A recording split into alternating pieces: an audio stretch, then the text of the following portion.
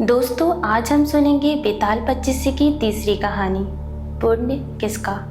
वर्धमान नगर में रूपसेन नामक राजा था। एक दिन उसके यहाँ वीरवर नामक का एक राजपूत नौकरी के लिए आया।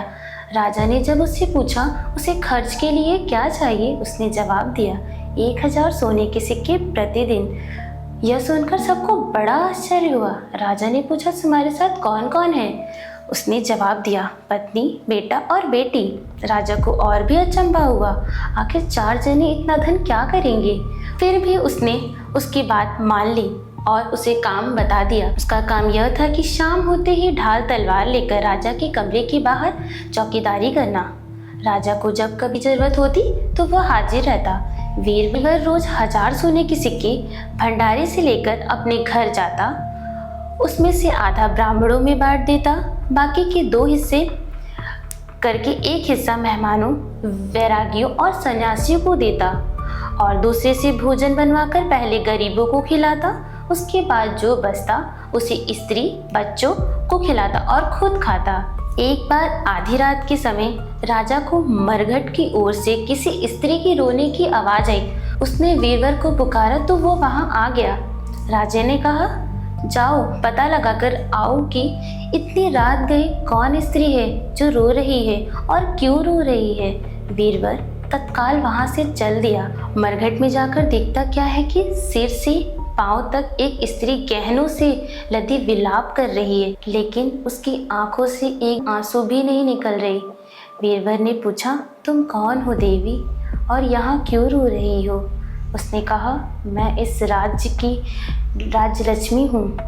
मैं इसलिए रो रही हूँ कि राजा विक्रम के घर में दरिद्रता का डेरा पड़ने वाला है। मैं वहाँ से चली जाऊँगी, राजा दुखी होकर 1 महीने में मर जाएगा। सुनकर वीरवर ने पूछा, इससे बचने का कोई उपाय है? स्त्री बोली, हाँ है। यहाँ से पूरब में 1 योजन पर एक देवी का मंदिर है। अगर कोई राजा के नाम पे उस देवी पर अपने बेटे का शीश चढ़ा दे तो विपदा टल सकती है। फिर राजा 100 बरस तक बिना किसी रोक टोक के राज करेगा। वीरवर घर आया और अपनी स्त्री को जगाकर सब हाल कहा। स्त्री ने बेटे और बेटी को जगाया। जब बालक ने यह बात सुनी तो वह खुश होकर बोला, आप मेरी शीश काट कर चढ़ा दे, मेरे लिए यह सौभाग्य की बात है होगी। एक तो आपकी आज्ञा, दूसरी आपके स्वामी का काम, तीसरी यह मस्तक देवी पर चढ़े। इससे बढ़कर बात और क्या होगी?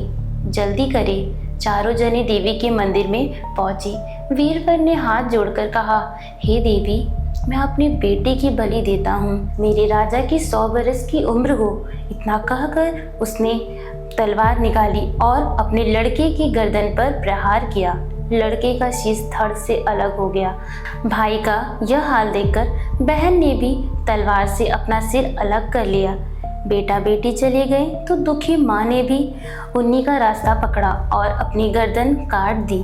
वीरवर ने सोचा कि घर में कोई नहीं रहा तो मैं भी जीकर क्या करूँगा। उसने भी अपना सिर काट डाला। राजा को जब यह मालूम हुआ तो वह वहाँ आया।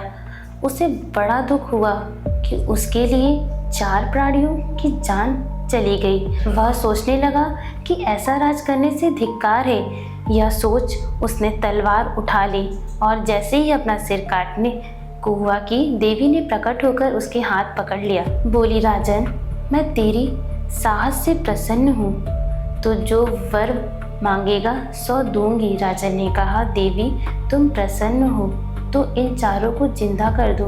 देवी ने अमृत छिड़ककर उन 4 को जिंदा कर दिया। इतना कहकर बेताल बोला, राजा बताओ 14 पुण्य किसका हुआ? और अगर तुम उत्तर पता है तो तुमने उत्तर नहीं दिया तो तुम्हारे सर के टुकड़े टुकड़े हो जाएंगे। राजा बोला, राजा का। बेताल ने पूछा, क्यों? राजा ने कहा, इसलिए कि स्वामी के लिए चाकर का प्राण देना धर्म है, लेकिन चाकर के लिए राजा का राजपाट छोड़ देना, प्राण को तिनके के समान समझकर देने को तैयार हो जाना बहुत बड़ी बात है।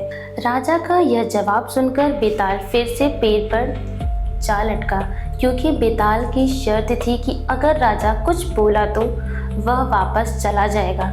राजा को फिर लौटना पड़ा और जब वह बेताल को दोबारा लेकर चला तो उसने चौथी कहानी सुनाई। आगे हम सुनेंगे बेताल पच्चीसी की चौथी कहानी। बने रहिए हमारे साथ। राधे राधे।